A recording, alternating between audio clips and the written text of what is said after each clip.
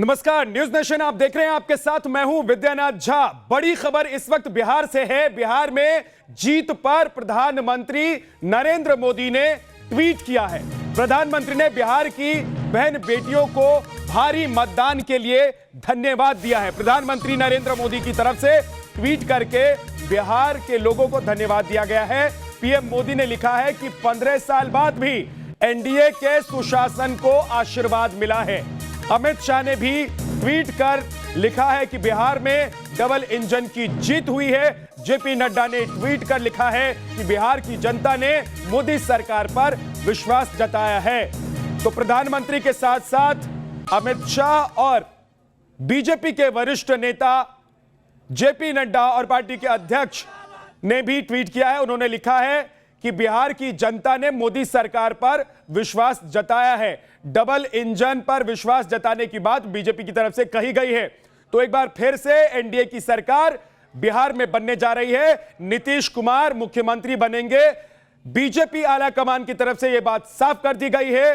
हालांकि एनडीए में बीजेपी के पास सबसे ज्यादा सीट है, बड़ा भाई अब बीजेपी है, लेकिन इसके बावजूद क्योंकि वादा किया गया था बिहार की जनता से कि नीतीश कुमार ही मुख्यमंत्री बनेंगे, तो इसको लेकर अब कोई दुविधा नहीं है और बिहार में यह स्पष्ट है कि नीतीश कुमार एक बार फिर से मुख्यमंत्री बनने जा रहे हैं। 125 सीटों के साथ एनडीए के पास अब विश्वास भी है और लोगों का आशीर्वाद भी है, बिहार की जनता का आशीर्वाद भी है। हमारे साथ रजनीश सिन्हा हमारे सहयोगी पटना से जुड़ गए हैं और साथ ही आसित नाथ तिवारी कांग्रेस से हमारे साथ जुड़े हैं, संजय वर्मा जेडीयू से हमारे साथ जुड़ गए हैं, विनोद अग्निहोत्री साहब वरिष्ठ पत्रकार हमारे साथ जुड़ गए हैं, एनके सिंह साहब वरिष्ठ पत्रकार हमारे साथ लगातार जुड़े हुए हैं, प्रेम शुक्ला जी हमारे साथ जुड़ गए हैं बीजेपी से और प्रमोद तिवारी आरजेडी से हमारे साथ कुछ ही देर में जुड़ जाएंगे। लेकिन चुनाव के नतीजे आ चुके हैं। देखिए, देर रात तक जो गहमा गहमी थी वो खत्म हो गई है, यानी कि जो सीटों को लेकर ऊपर नीचे का दौर चल रहा था वो खत्म हो गया है। आज जो सुबह हुई उस सुबह ये स्पष्ट हो चुका था कि अब एनडीए को बहुमत मिल चुका है। तमाम सीटों के नतीजे आ चुके थे, लेकिन कई चीजें बिहार चुनाव में ऐसी देखने को मिली जो इस बार नई थी, नई बातें हुई, यानी कि बहुत सारे ऐसे सिटिंग एमएलए जो थे उन्होंने अपनी सीट गंवा दी। इसका क्या मतलब है, इसके क्या मायने हैं? क्या लोगों की नाराजगी जो विधायक थे उनसे थी, चाहे वो बीजेपी के हों, चाहे वो जेडीयू के हों, आरजेडी के हों या फिर बाकी दल के, उन्होंने अपनी सीटें गंवाई हैं। हमारे साथ रजनीश सिन्हा पटना से जुड़े हुए हैं। रजनीश, जरा बताइए कि बिहार में इस बार जो नतीजे आए हैं उसमें क्या क्या नया हुआ है, आपने क्या क्या नया देखा है इस बार के नतीजे में?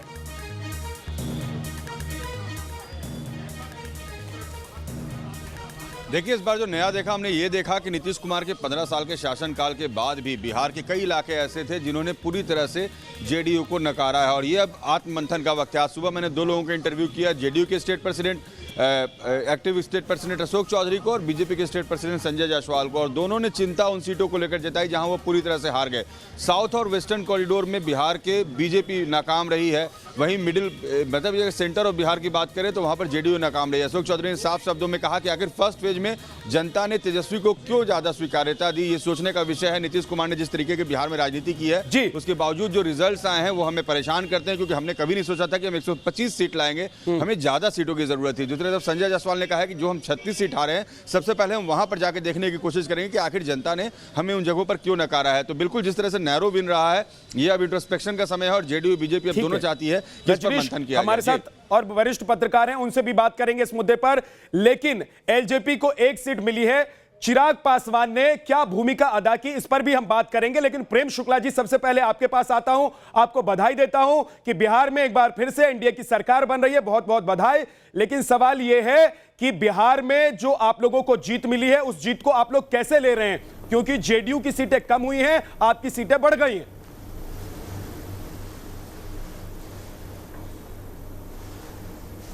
देखिए, बिहार की जनता को बधाई है कि बिहार की जनता ने आदरणीय नरेंद्र मोदी जी के नेतृत्व में अपना अनवरत विश्वास व्यक्त किया है। आदरणीय नीतीश कुमार जी पर विश्वास व्यक्त किया है। भारतीय जनता पार्टी, जदयू, वीआईपी और हम के गठबंधन पर विश्वास व्यक्त किया है। वहाँ की महिलाओं ने, वहाँ के युवाओं ने, वहाँ के विकासवादियों ने एक बार फिर से विकास को जो है अपना मैंडेट दिया है। ऐसे में जो है बिहार की जनता ने जिस तरह भारतीय जनता पार्टी पर विश्वास किया, भारतीय जनता पार्टी की सीटों की संख्या में वृद्धि की, स्वाभाविक तौर पर जो है एंटी इनकम्बेंसी को जिस तरह से नकारने में आदरणीय ब्रांड मोदी का जो प्रभाव है, उसके एक ज़बरदस्त एंटी इनकम्बेंसी थी।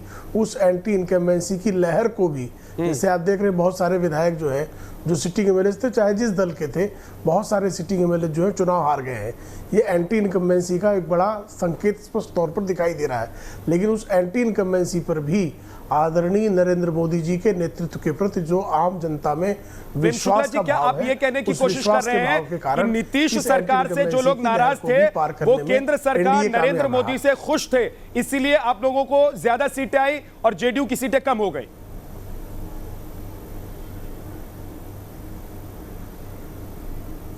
देखिए, एंटी इनकम्बेंसी विधायकों के प्रति भी थी। देखिए, आप बहुत सारे विधायक, चाहे भारतीय जनता पार्टी के बहुत सारे सिटिंग एमएलए हारे हैं, जदयू के बहुत सारे सिटिंग एमएलए हारे हैं, आरजेडी के बहुत सारे सिटिंग एमएलए हारे हैं। तो ये एंटी इनकम्बेंसी की जो लहर है वो विधायकों के प्रति भी थी, सरकार के प्रति भी। जब 15 वर्षों तक आप लगातार शासन में होते हैं तो सरकार के प्रति भी एक एंटी इनकम्बेंसी का भाव जागृत होता है। तो ऐसे में जो है एक विशेष व्यक्ति के खिलाफ एंटी इनकम्बेंसी थी, ये कहना ठीक नहीं रहेगा। ठीक है सर, आपके पास लौट कर आऊंगा और अपने दर्शकों को जरा यह भी बता देते हैं कि कौन सी पार्टी ने कितनी सीटें गंवा दी हैं, जहां पर वो मौजूदा इस चुनाव से पहले उनके विधायक मौजूद थे। जरा वो बता देते हैं, उसके बाद एक बड़ी खबर है वो भी अपने दर्शकों को बताएंगे। देखिए, बीजेपी ने 15 सीटें गंवा दी, जेडीयू ने 38 सीटें गंवा दी और हमने कोई सीट नहीं गंवाई। एक सीट पहले भी थी और अभी भी उसी सीट पर। एलजेपी ने 2 सीटें गंवा दी। आरजेडी की 37 जो सीटें थी पिछली सरकार में, माफ कीजिए, पिछली बार जो विधानसभा के चुनाव हुए थे उस वक्त जो सीटें थी वो इस बार नहीं आई हैं, यानी कि उन सीटों पर दूसरी पार्टियों ने जीत दर्ज की है और कांग्रेस की 15 ऐसी सीटें रही। लेकिन इस वक्त एक बड़ी खबर आपको बता देते हैं, मुख्तार अब्बास नकवी का आरजेडी पर बड़ा बयान सामने आया है। आरजेडी से हार पच नहीं पा रही है, यह मुख्तार अब्बास नकवी ने कहा है। हार के बाद ईवीएम का रोना रो रहा है महागठबंधन। नकवी की तरफ से क्या कहा गया है आपको सुनवाते हैं। देखो, क्या है कि चुनाव के बाद एक बहुत ही ट्रेडिशनल प्रोफेशनल विलाप मंडली है और ये ट्रेडिशनल प्रोफेशनल विलाप मंडली हर चुनाव के बाद कभी ईवीएम के सर पे ठीकरा फोड़ती है, सर पटकती है ईवीएम पे कि ईवीएम ने गड़बड़ कर दिया, कभी कहेंगे कि मशीनरी ने गड़बड़ कर दिया। अरे भैया, चुनाव के रिजल्ट आ गए, जनता ने अपना जनादेश दे दिया, उसको जो है वो सम्मान के साथ स्वीकार करो और नतमस्तक होकर के सलाम करो और उसके बाद आगे बढ़ो, काम करो। प्रमोद त्यागी आरजेडी से हमारे साथ जुड़ गए। प्रमोद जी, आप जवाब देना चाहेंगे मुख्तार अब्बास नकवी जो कह रहे हैं? बिल्कुल चाहेंगे सर। मैं ये जवाब देना चाहूंगा कि जब तक विपक्षी दल चुनाव का बायकॉट नहीं करेंगे ईवीएम के ऊपर, तब तक इनको ऐसे ही रोना पड़ेगा। बिल्कुल ठीक कह रहे हैं नकवी साहब, रोना रोते हैं, रोना सदा पड़ेगा इनको। जब तक ये चुनाव ईवीएम से होंगे, जब तक ये रोते रहेंगे, क्योंकि ईवीएम से चुनाव जब जैसे बीजेपी चाहेगी वैसे अपनी तरफ से मोड़ेगी, जैसा रिजल्ट चाहेंगे वैसा देंगे। वैसे मैं आपको बात बता दूं कि अगर आरजेडी गठबंधन की 150 सीटें से कम भी आती है ना, 150 सीटें भी आती तो मैं भी कहता हूं तो भी ये सही नहीं था। 3/4 बहुमत, जोश के साथ भीड़, मैं कहता हूं जोश के साथ। असित नाथ हमारे साथ हैं, देखिए आपके ही सहयोगी असित नाथ हमारे साथ हैं। असित नाथ जी, ये बीजेपी कह रही है कि आप लोग रो रहे हैं, ईवीएम का रोना कब तक चलेगा, कब तक आप लोग रोते रहेंगे? जिन प्रदेशों में जीतते हैं उन प्रदेशों में तो आप नहीं कहते हैं कि ईवीएम में छेड़छाड़ हुई है। विद्यानाथ जी, आपने किसी को रोते देखा क्या? कौन रो रहा है? इसका मतलब भाजपा झूठ बोल रही है। दरअसल झूठ बोलना उनकी परंपरागत आदत है, वो झूठ ही बोलते हैं, गोयबलस्वादी लोग हैं। कोई रो नहीं रहा है, हम आरोप लगा रहे हैं। अब मूर्ख कोई आरोप को रोना समझे तो उसकी मूर्खता पर मैं कोई जवाब नहीं दूंगा। अब विद्यानाथ जी देखिए, दुनिया के कई विकसित देश हैं, जापान जहां सबसे पहले ईवीएम मशीन बनी, वहां ईवीएम से चुनाव नहीं। दुनिया के कई विकसित लोकतांत्रिक देशों में ईवीएम से चुनाव नहीं होते। असितनाथ जी, मेरा सवाल यह है कि जिन प्रदेशों में आप लोग जीतते हैं वहां पर कभी इस तरह का सवाल क्यों नहीं उठता है? तब आप लोगों को याद क्यों नहीं आता कि दुनिया के कई विकसित देश हैं जहां पर ईवीएम मशीन आई और चली गई? तो उस वक्त आप लोगों को ये बातें याद नहीं आती हैं। देखिए, हम तो लगातार ये सवाल उठाते रहे, हर चुनाव में उठाते रहे हैं। और देखिए, आप ये जान लीजिए कि एरर की गुंजाइश हमेशा है। मशीन में एरर कहीं से भी हो सकती है ना, तो ईवीएम एक मशीन है और उसमें एरर की गुंजाइश है, हम यही बात तो कहते हैं, इसमें कौन सी बुरी बात। और बैलेट से वोट कराने में डर क्यों लग रहा है, आप ये बता दीजिए। वो लोग जो बैलेट से वोट कराने में डर रहे हैं उनसे तो एक बार पूछिए कि अच्छा बैलेट से तुम डरते क्यों हो। चलिए ये पूछेंगे, प्रेम शुक्ला जी से पूछेंगे कि क्या बीजेपी को डर लगता है। चलिए एक छोटा सा ब्रेक हमें लेना पड़ रहा है और ब्रेक के बाद लौटेंगे तो हमारे साथ दो वरिष्ठ पत्रकार हैं, एनके सिंह साहब हैं, विनोद अग्निहोत्री जी हैं। उनसे मैं ये भी समझने की कोशिश करूंगा कि चिराग पासवान ने इस चुनाव में क्या भूमिका निभाई है।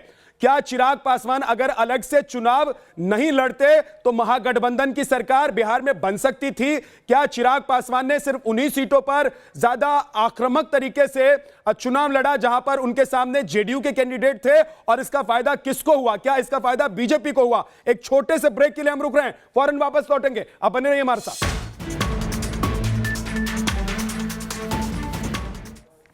तो देखिए अब बिहार में जीत के बाद क्या हो रहा है, बीजेपी में और जेडीयू में कैसे जश्न मन रहा है वो हम आपको दिखाते हैं। लेकिन सबसे पहले तस्वीर जो आ रही है, सीधी तस्वीर आपको दिखाते हैं। मनोज तिवारी केक काट रहे हैं, लेकिन ये केक खास है, लड्डू का बना हुआ केक है ये। और देखिए 4-4 केक एक साथ रख के मनोज तिवारी ये केक काट रहे हैं।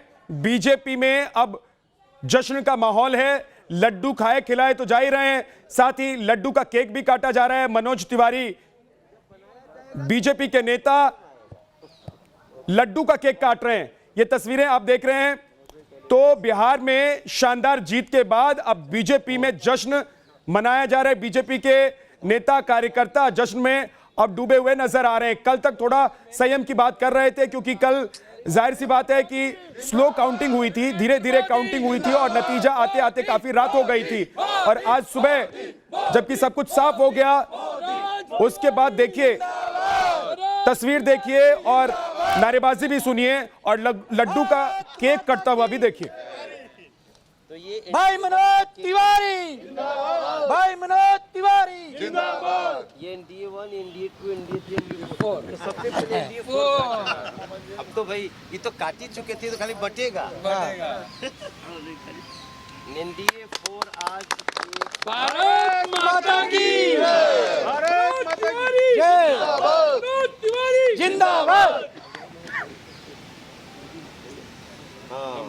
मनोज तिवारी जिंदाबाद, मनोज तिवारी जिंदाबाद, मनोज तिवारी सब पे भारी। मोदी मोदी मोदी मोदी मोदी मोदी मोदी मोदी मोदी मोदी मोदी मोदी। बीजेपी ने बिहार में इस बार बाजी मार ली है, 74 सीटें बीजेपी के खाते में आई है और जेडीयू को 43 सीट मिली है। कुल मिलाकर अगर एनडीए की बात करें तो 125 का आंकड़ा एनडीए के पास हो गया है, यानी कि यह बहुमत से ज्यादा का आंकड़ा है। हम आपको तस्वीर दिखा रहे हैं, बीजेपी के नेता मनोज तिवारी केक काट रहे हैं, लेकिन ये केक लड्डू का है। कल ये लगातार बात हो रही थी कि लड्डू तो बन गए हैं, लेकिन लड्डू किस पार्टी की तरफ से बटेंगे? मनोज तिवारी खुद हमारे साथ है। मनोज जी, इस वक्त सेलिब्रेशन किस उमंग में है, किस तरंग में, क्योंकि आप तो हमेशा धूम मचाने की कोशिश में रहते हैं हमेशा। नहीं देखिए, आज ये बड़ा ये हमारे साथी नीलकांत बख्शी जी का आइडिया है कि एनडीए 1, एनडीए 2, एनडीए 3, एनडीए 4 ये 4 केक उन्होंने लड्डू का केक बनाया और ये 4 सफलता 2005 से 2020 में भी ये सफलता आई है। ये एक मैजिक है जिसको हम कहते हैं ना कि मोदी मैजिक, ये मोदी मैजिक कहते हैं। और नरेंद्र मोदी जी के कार्यों से बिहार के गरीबों ने, मध्यम वर्गीय लोगों में और सभी बिहारियों में एक ऐसा भाव है जैसे लगता है नरेंद्र मोदी गरीबों के भगवान के रूप में खड़े हो गए हों। और ये शब्द बोलते हुए मैं बहुत सोच समझ के बोल रहा हूँ। और नरेंद्र मोदी और नीतीश कुमार जी की जोड़ी बिहार के लिए भाग्य बन गई हो। मनोज जी, केक में मिठास और बढ़ गई है, इस बार तो बड़े भाई भी बन गए हैं आप, क्योंकि सांसद तो वहां से आते थे, अब विधायक भी सेकंड लार्जेस्ट की तरह ही हैं वहां से आप। नहीं देखिए, ये जो बड़े भाई का जो लोग चर्चा करते हैं ना, मैं उनसे बोलना चाहता हूं, कृपया अपने विकारों का जहर मत डालो। तो देखिए 2005 से लेकर 2020 तक के 4 केक मंगवाए हैं और वो केक बीजेपी के नेता काट रहे हैं। मनोज तिवारी, एक छोटे से ब्रेक के लिए हमें रुकना पड़ेगा। विनोद जी आपके पास भी आऊंगा और एनके सिंह साहब हैं, सर आपके पास भी आऊंगा, एक छोटे से ब्रेक के लिए रुक रहा हूं, फौरन लौटेंगे।